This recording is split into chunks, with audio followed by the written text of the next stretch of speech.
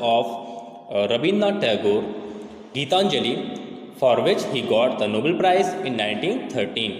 ठीक है, तो गुरुदेव रविन्द्रनाथ टैगोर के बारे में आप सब जानते होंगे। इन्होंने हमारा जो नेशनल एंथम है जन गण मन वो लिखा था। ठीक है, और 1913 में उनका एक पोएम्स का कलेक्शन था, कलेक्शन ऑफ पोएम्स गीतांजलि, जिसके लिए उन्हें नोबेल प्राइज़ भी मिला था। उसी कलेक्शन ऑफ पोएम्स गीतांजलि में से एक पोएम है वर्क इज़ वर्शिप, जिसको हम आज पढ़ने जा रहे हैं। ठीक है, सो let us start our poem. Before starting the poem, let me tell you the theme of the poem. The theme of the poem is the importance of physical labor. Physical labour या शारीरिक श्रम या जो भी हमारा work है, जो भी हमारी ड्यूटी है, उसको करने की क्या इम्पोर्टेंस है, क्या उसकी अहमियत है, ये हमें पोइट बताते हैं कि हमें पहले अपनी जो ड्यूटी है, अपना जो भी काम है वो करना चाहिए, उसके बाद हमें पूजा पाठ करना चाहिए, या जो भी आपके तरीके हैं पूजा पाठ करने के या भगवान को प्रसन्न करने के, वो ये बताते हैं पोइट कि भगवान को अगर आप खुश करना चाहते हैं तो आप पूजा पाठ करने के बजाय आप अपनी ड्यूटी को ही प्रॉपरली ऑनेस्टली डेडिकेशन के साथ कीजिए, तो इससे गॉड आपसे खुश होंगे। ठीक है, और वो ये बताना चाहते हैं, जो अल्टीमेट मैसेज है वो है वर्क इज़ वर्शिप, यानी कि अपना जो काम है वही पूजा है, कर्म ही पूजा है। ठीक है, सो let us read our poem. The poet says, this is the first stanza of this poem. The poet says, leave this chanting and singing and telling of beads. Whom dost thou worship in this lonely dark corner of a temple with doors all shut? Poet कहते हैं कि leave this, इसे छोड़ो। क्या? Chanting. Chanting मतलब होता है recitation, recitation। ठीक है, recitation से मतलब है मंत्रोच्चारण। ठीक है, या जो सेक्रेड हिम्स होती हैं, जो पवित्र मंत्र होते हैं, उनका बार बार उनको रिसाइट करना, उनको दोहराना, यानी कि मंत्रोच्चारण, जो आप समझते होंगे। एंड सिंगिंग, सिंगिंग से मतलब है भजन कीर्तन, डिवोशनल सॉन्ग्स गाना। ठीक है, सिंगिंग।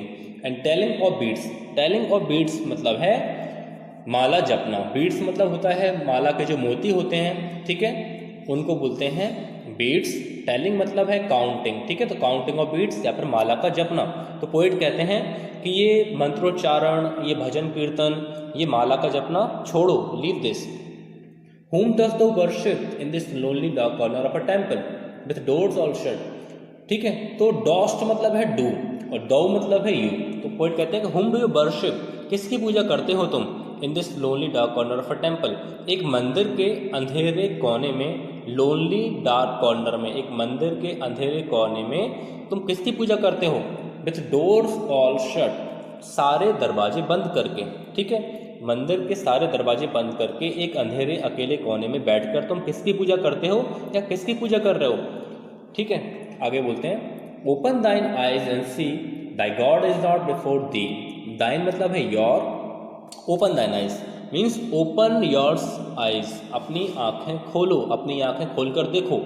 एंड सी, देखो, the God is not before the, your God is not in front of you, आपके जो गॉड हैं, जिनके लिए आप मंत्रोच्चारण कर रहे हो, जिनके लिए आप भजन कीर्तन कर रहे हो, जिनके लिए आप माला जप रहे हो, ही इज़ नॉट बिफोर दी, वो आपके सामने नहीं है, he is not in front of you. तो यहाँ पर पहले स्टेंजा में पोइट ये बोलते हैं कि जो लोग अपनी जो ड्यूटीज़ हैं, अपने जो भी वर्क हैं, अपने जो भी काम हैं, रेगुलर वर्क्स या फिर उनके जो भी फ़र्ज़ हैं, उनको छोड़कर जो भगवान की मंदिर में जाकर पूजा पाठ करते रहते हैं, उनको पोइट ये बताते हैं कि ऐसा करने से भगवान आपको नहीं मिलने वाले हैं, इससे भगवान खुश नहीं होने वाले हैं, क्योंकि वहाँ भगवान है ही नहीं एक्चुअली मंदिर में उन लोगों के लिए। तो कहाँ हैं, अब वो आगे बताएंगे। This is the second stanza of this poem, so let us read. In this stanza the poet will tell us where we can meet God, हम गॉड से कहाँ मिल सकते हैं। He is there where the tiller is tilling the hard ground and where the pathmaker is breaking stones. He is with them in sun and in shower, and his garment is covered with dust. Put off thy holy mantle, and even like him come down on the dusty soil. ठीक है, तो आपको एक बताते हैं कि वो कहाँ है। तो वो बताते हैं, He is there where the tiller is tilling the hard ground. वो वहाँ है, कहाँ, जहाँ पर जो टिलर है, टिलर मतलब है वन हु टिल्स, टिल मतलब होता है प्लाउ करना, जमीन को खोदना, या फिर खेती करने के लिए prepare land for growing crops, खेती करने के लिए, फसल उगाने के लिए, हार्वेस्ट कल्टीवेशन करना या फसल को खेती को तैयार करना, इस तरह से हल चलाना वगैरह या खोदना ज़मीन को। तो बताते हैं कि जहाँ पर जो ज़मीन खोदने वाला है या जो भी हल चलाने वाला है वो क्या कर रहा है, टिलिंग द हार्ड ग्राउंड, कठोर ज़मीन को, हार्ड ग्राउंड को क्या कर रहा है, टिल कर रहा है, खोद रहा है। गॉड वहाँ है। And where the path maker is breaking stones, और जहाँ पर जो पाथ मेकर है, जो रास्ता बनाने वाला जो मजदूर है, ठीक है, इज ब्रेकिंग स्टोन्स, वो पत्थर तोड़ रहा है, ठीक है। तो भगवान वो बताते हैं कि गॉड मंदिर में नहीं है, वो आपको मिलेंगे जहाँ पर जो वर्कर्स हैं, जो लेबरर्स हैं, जो लोग अपने मेहनत करने वाले जो लोग हैं वो अपना काम कर रहे हैं, गॉड वहाँ पर आपको मिलेंगे, ठीक है। तो यहाँ पर ये बताने की कोशिश की है कि जो भी लोग फिजिकल लेबर करते हैं, जैसे कि फार्मर है, या आपका कारपेंटर है, या वुड कटर है, या फिर आपका पाथ मेकर है, ठीक है, या फिर स्वीपर है, जो फिजिकल लेबर करने वाले लोग हैं, चाहे वो आपका फिर गोल्ड स्मिथ हो या फिर ब्लैक स्मिथ हो, लोहार हो, सुनार हो, जो भी फिजिकल लेबर करने वाले हैं, जो कि कुछ काम करते हैं, मेहनत करते हैं, लेबरिंग करते हैं, मजदूरी करते हैं, बताते हैं कि गॉड उनके साथ है। He is with them in sun and in shower, वो उनके साथ रहते हैं। ही इज़ विद दैम, वो उनके साथ हैं, इन sun and in shower.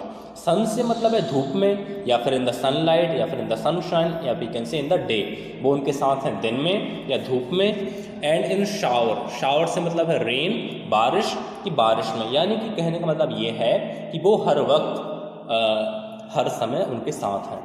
And his garment is covered with dust, और उनके कपड़े यानी कि गॉड के जो गारमेंट हैं, उनका जो कपड़ा है, इज कवर्ड विथ डस्ट, वो धूल से ढका हुआ है, यानी कि वो धूल से गंदा हो रहा है। क्या है कि यानी कि एक तरह से कोई इमेजिन करते हैं कि जो धूल उड़ती है उस काम से, चाहे हल चलाने से या फिर पत्थर तोड़ने से या फिर जो भी लेबर होता है उससे जो धूल उड़ रही है, वो गॉड के जो गारमेंट है, गॉड के जो क्लोथ्स हैं, ड्रेस है, उसको भी क्या कर रहे हैं, उस पर भी चढ़ रही है।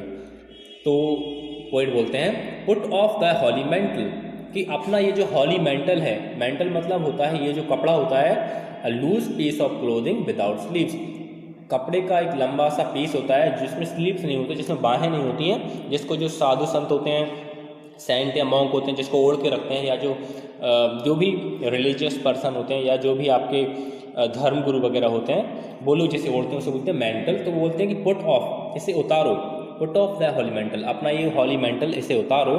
And even like him come down on the dusty soil, और उन्हीं की तरह, इवन लाइक हिम, किसकी तरह, गॉड की तरह, गॉड की तरह नीचे आ जाओ, कम down on the dusty soil, dusty मतलब है फुल ऑफ डस्ट, धूल से भरी हुई जमीन पे नीचे आ जाओ, ठीक है। तो वो पोइट बताते हैं कि तुम मंदिर में बैठे हो और तुम्हारे जो गॉड हैं वो मंदिर की सीढ़ियों से उतरकर नीचे धूल भरी जमीन पे खड़े हुए हैं मजदूरों के साथ, तो तुम मंदिर में कैसे रह सकते हो। तुम भी क्या करो, अपना ये मेंटल इसको उतारो और नीचे गॉड के साथ, गॉड की तरह तुम भी अब मंदिर से नीचे आ जाओ, ज़मीन पे आ जाओ, ठीक है, क्योंकि गॉड तुम्हें नीचे ज़मीन पर ही मिलेंगे, तो तुम्हें मंदिर में नहीं मिलने वाले हैं, ठीक है। तो पोइट ये बताना चाहते हैं इस स्टेंजा से कि the God remains with those who perform their duties with dedication, honestly and properly.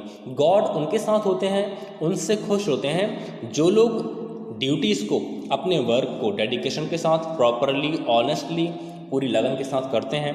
God उनसे खुश होते हैं, उनके साथ हमेशा रहते हैं। This is the third stanza of this poem, let us read. Come out of thy meditations and leave aside thy flowers and incense. What harm is there if thy clothes become tattered and stained? Meet him and stand by him in toil and in sweat of thy brow. ठीक है, तो ये third stanza है जिसमें ये poet बोलते हैं कि कम आउट ऑफ दाय मेडिटेशंस, दाय मेडिटेशंस, दाय मतलब योर, मेडिटेशंस मतलब होता है ध्यान, कि अपने जो ध्यान है, जिस ध्यान में तुम खोए हुए हो या तपस्या कर रहे हो या योग साधना जो तुम कर रहे हो, उससे बाहर आओ, कम आउट, उससे बाहर आओ।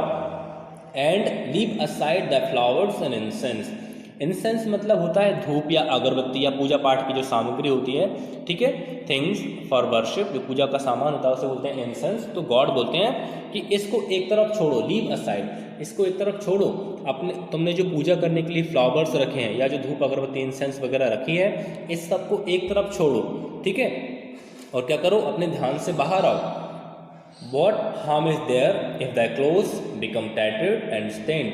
क्या नुकसान है? What harm is there? इसमें क्या नुकसान है कि अगर if thy clothes become tattered and stained, कि अगर तुम्हारे clothes, अगर तुम्हारे कपड़े tattered मतलब होता है old and torn in bad condition, कि अगर तुम्हारे कपड़े पुराने हो जाएं या टॉर्न यानी कि फट जाएं या छन जाएं, या फिर स्टेन्ड यानी कि हैविंग डर्टी मार्क्स, या उन पर डर्टी मार्क्स लग जाएं, उन पर गंदगी लग जाए, दाग लग जाए, धूल लग जाए, मिट्टी लग जाए, तो क्या नुकसान है? अगर तुम्हें गॉड से मिलने का मौका मिल रहा है, meet him and stand by him in toil and in sweat of the brow, तो बोलते हैं कि मीट हिम, उससे उनसे मिलो, किससे? गॉड से, उनसे मिलो, एंड स्टैंड बाय हिम, और उनके पास जाके खड़े हो जाओ, उनके साथ खड़े हो जाओ, in toil and in sweat of the brow. Toil मतलब होता है hard work, to work very hard, ठीक है, कठिन परिश्रम, कड़ी मेहनत, तो बोलते हैं कि कड़ी मेहनत में, एंड स्वेट ऑफ द ब्राउ, ब्राउ मतलब होता है फोरहेड यानी कि माथा, और अपने माथे के पसीने में, यानी कहने का मतलब यह है कि तुम भी इन वर्कर्स की तरह, पीजेंट, फार्मर, वुड कटर, या फिर कारपेंटर, या फिर लेबरर, ठीक है, या फिर गोल्ड स्मिथ, ब्लैक स्मिथ, या जो भी आपके मजदूर हैं, स्वीपर, इन लोगों की तरह तुम भी मेहनत करो। ऐसा जरूरी नहीं है कि सभी एक ही तरह का काम करें, तुम्हारा जो काम है उससे तुम करो, अगर तुम ऐसा करोगे तो उससे क्या होगा, तुम्हारे माथे पे पसीना आएगा, स्वेट ऑफ द ब्रो, उस काम को करने से, मेहनत करने से तुम्हारे पसीना आएगा माथे पे, और तब तुम गॉड से मिल सकोगे, उसके पास खड़े हो सकोगे, ठीक है। तो ये जो पोइट है वो ये मैसेज देना चाहते हैं कि हर एक पर्सन को, ये every person should first perform his duties with dedication, with honesty and properly. हर एक आदमी को उसकी जो ड्यूटीज़ हैं उनको डेडिकेशन के साथ, लगन के साथ, ऑनेस्टली, ईमानदारी के साथ, और प्रॉपरली, सही तरीके से, केयरफुली, ध्यान से, अच्छे से परफॉर्म करना चाहिए। ऐसा अगर वो करता है तो गॉड उससे खुश होते हैं, और उसके पास आके गॉड खड़े हो जाते हैं, उसके साथ गॉड हमेशा रहते हैं, ठीक है। और अगर कोई ये समझता है कि मैं अपने काम छोड़कर और मंदिर में जाकर चैंटिंग और सिंगिंग करूं और टेलिंग ऑफ बीट्स, माला जपूं, या फिर फ्लावर्स एंड इंसेंस, फूल चढ़ाऊं, धूप अगरबत्ती चढ़ाऊं, या फिर मेडिटेशन करूं, ध्यान करूं, और उससे गॉड खुश होंगे या मुझे मिल जाएंगे, तो वो गलत फहमी में है। ऐसा नहीं होने वाला है। आप अपना काम छोड़कर अगर पूजा पाठ करते हैं तो इससे आपको भगवान नहीं मिलने वाले हैं, ऐसा पोएट का मैसेज है, ठीक है। So it was our poem. Let us read the summary of this poem. In this poem, the poet Rabindranath Tagore is telling us the importance of physical labor। तो इस पोएम में हमारे जो poet हैं रविंद्रनाथ टैगोर, वो हमें फिजिकल लेबर की जो इम्पोर्टेंस है वो समझा रहे हैं। He asks us to leave chanting, singing and telling of beads because our God is not there in the temple। वो हमसे चैंटिंग यानी कि मंत्रोच्चारण, सिंगिंग यानी कि भजन कीर्तन, एंड टेलिंग ऑफ बीट्स यानी कि मालाओं का जपना छोड़ने को कहते हैं, क्योंकि हमारे गॉड उस मंदिर में नहीं है। He says the God is there where the workers are doing their work with dedication and he always remains with them। वो बताते हैं कि गॉड अगर मंदिर में नहीं है तो कहाँ है? गॉड वहाँ है जहाँ जो वर्कर्स हैं, जो लेबरर्स हैं, वो अपने काम को डेडिकेशन के साथ, लगन के साथ कर रहे हैं। He always remains with them, और गॉड हमेशा उनके साथ रहते हैं, इन सन एंड शावर, धूप में भी और बारिश में भी। He asks us to come out of our meditation and stop worshipping in old and outdated customary ways and join God at the workplace।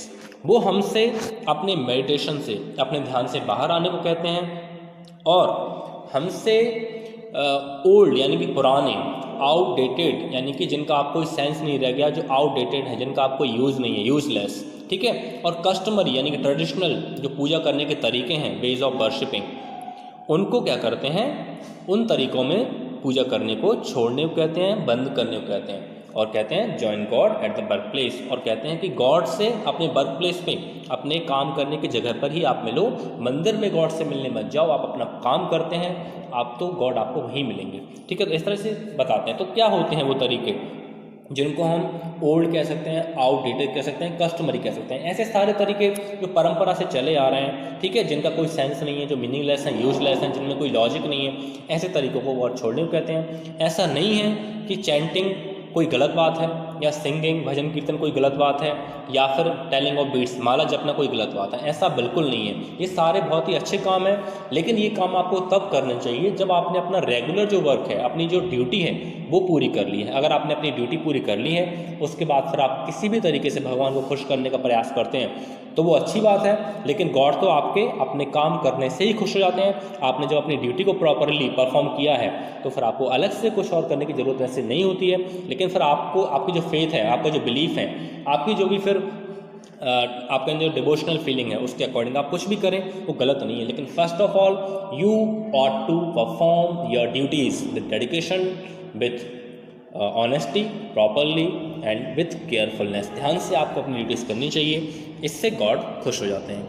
He means to say that doing our duty और work is true worship. जो poet हैं वो ये कहना चाहते हैं कि अपनी ड्यूटी करना, अपना काम करना ही सच्ची पूजा है, ट्रू वर्शिप है। ठीक है, so it was our poem written by Rabindranath Tagore. ठीक है, I hope you enjoyed this poem very much. Thank you very much for watching our video.